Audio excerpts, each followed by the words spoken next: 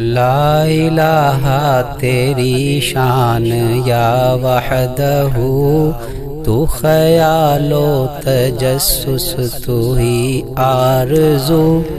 تمام تعریفیں اللہ رب العزت کے لیے ہیں جو تمام جہانوں کا پروردگار ہے، جس نے ہمیں ایسے اعمال دیے کہ جن اعمال کو کرنے والا کبھی شقی محروم نہیں رہتا۔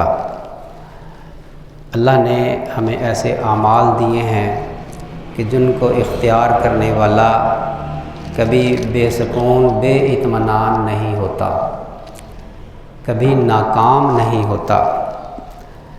اللہ تعالیٰ نے ہمیں نماز عطا فرمائی۔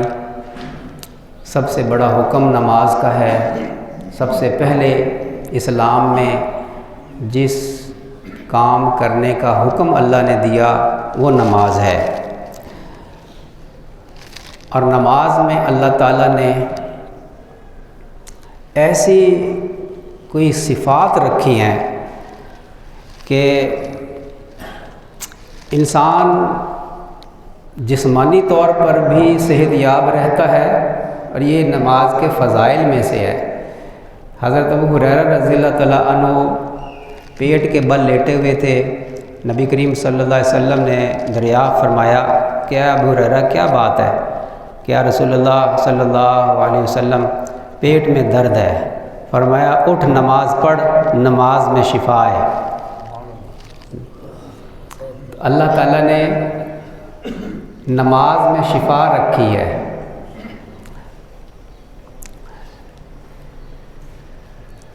انسان جب صبح کو جاگتا ہے تو حدیث میں آتا ہے کہ انسان کے جسم میں 360 جوڑ ہیں۔ یہ تو سائنس آج بتا رہی ہے کہ 360 جوڑ ہیں۔ 1400 سال کے بعد نبی کریم صلی اللہ علیہ وسلم نے آج سے 1450 سال پہلے بتا دیا کہ انسان کے جسم میں 360 جوڑ ہیں۔ اللہ اور اس کے رسول صلی اللہ علیہ وسلم کو کوئی چیلنج تو نہیں کر سکتا کہ کوئی سائنسدان کہے کہ نہیں 360 نہیں ہے، 361 جوڑ ہیں۔ 360 جوڑ ہیں انسان کے جسم میں۔ حدیث میں آیا کہ ہر بندے کے ذمے ہر جوڑ کے بدلے ایک صدقہ واجب ہوتا ہے روزانہ صبح کو۔ تو نبی کریم صلی اللہ علیہ وسلم سے صحابہ کرام نے دریافت کیا، یا رسول اللہ صلی اللہ علیہ وسلم، ہر انسان تو اتنی طاقت نہیں رکھتا کہ وہ 360 صدقہ کرے۔ فرمایا کہ مال خرچ کرنے پر موقوف نہیں، اگر کوئی شخص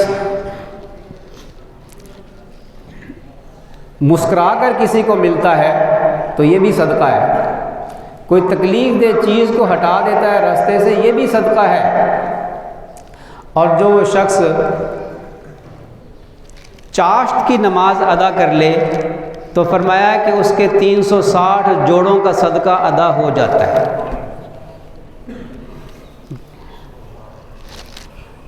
چاشت کی 2 رکعت یا 4 رکعت، سبحان اللہ، 360 جوڑوں کا صدقہ ادا ہو گیا۔ اللہ، مال خرچ کرنے پر موقوف نہیں ہے۔ اور تحقیق سے پتہ چلتا ہے کہ انسان کے جسم میں جو 360 جوڑ ہیں، انسان جب نماز پڑھتا ہے تو انسان کے 360 جوڑ حرکت میں آتے ہیں۔ 360 جوڑ اللہ کے سامنے سجدہ، رکوع اور سجدہ کرتے ہیں، عبادت میں مشغول ہوتے ہیں۔ کوئی عبادت ایسی نہیں کہ جس میں پورا جسم کا ہر جوڑ عبادت کرتا ہو سوائے نماز کے۔ تو اللہ نے ہمیں نماز کی دولت عطا فرمائی، اتنی بڑی نعمت عطا فرمائی نماز۔ روزہ عطا فرمایا اللہ نے، سبحان اللہ۔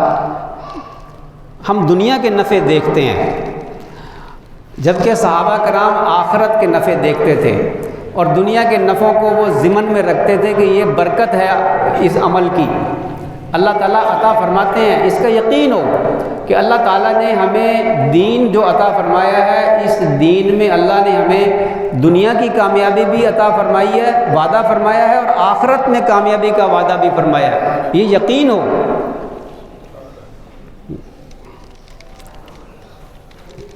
اور نافرمانی کرنے پر دنیا میں بھی عذاب ہے اور آخرت میں بھی عذاب ہے۔ اب آپ دیکھ لیجئے،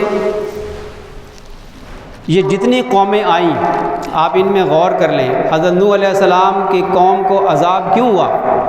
دنیا میں عذاب ہوا، آخرت میں الگ عذاب ہے، لیکن دنیا میں جو عذاب ہوا وہ نافرمانی کرنے پر ہوا۔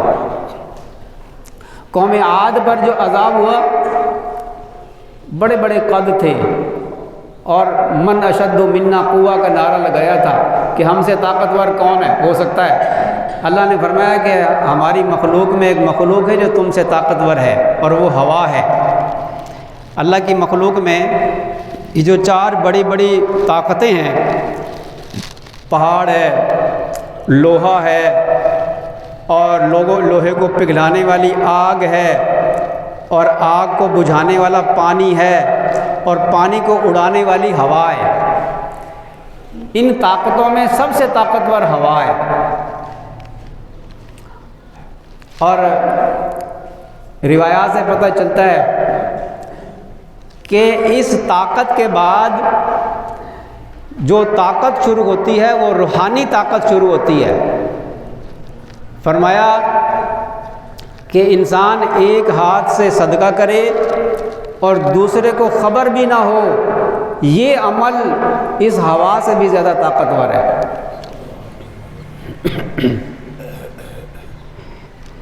اللہ، جہاں مادی طاقتوں کی طاقت ختم ہوتی ہے وہاں سے روحانی طاقت کی شروعات ہوتی ہے۔ مادی طاقت سب سے زیادہ وہ دجال کے پاس ہوگی،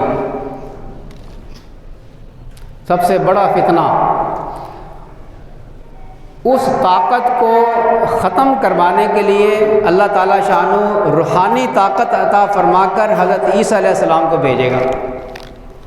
حضرت عیسیٰ علیہ السلام کی جہاں تک نظر جائے گی یہودی مرتا جائے گا، اور جب دجال پر نظر پڑے گی تو دجال ایسے پگھلے گا جیسے سیسا پگھلتا ہے، یا جیسے نمک پانی میں گھلتا ہے، ایسے گھلنا شروع ہو جائے گا۔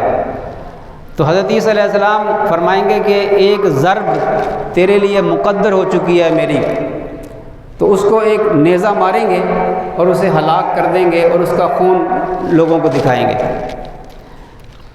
جہاں مادی طاقت کی انتہا ہوتی ہے وہاں سے روحانی طاقت کی ابتدا ہوتی ہے۔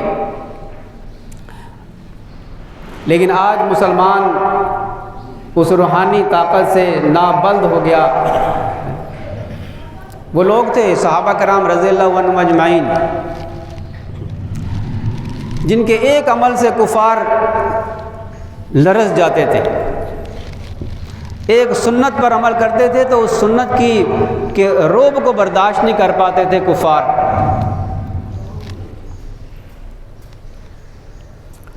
تو آج مسلمانوں نے اپنے دین کو چھوڑ کر اس روحانی طاقت سے محرومی اختیار کر لی ہے۔ خود یہ ہمارے اپنے ہاتھوں کی کمائی ہے۔